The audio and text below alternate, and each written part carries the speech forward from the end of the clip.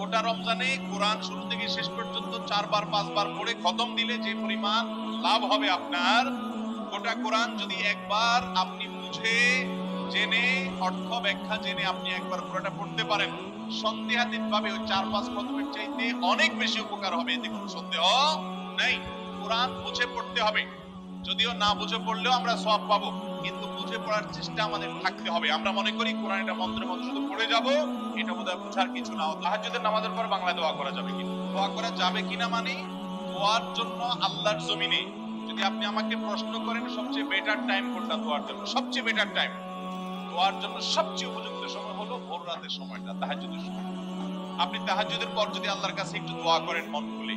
চোখের পানি ফেলে, এই দোয়া কবুল হওয়ার সম্ভাবনা এত বেশি যে শুধু আমার নয়, অনেক উলামায়ে কেরামের সারা জীবনের অভিজ্ঞতার নির্যাস হলো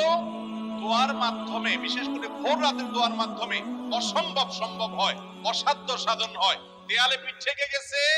আপনি সেটা থেকে ফিরে আসতে চাচ্ছেন, তাহাজ্জুদের ওয়াক্তের দোয়ার চাইতে কার্যকর কোন সময় আর দ্বিতীয়টি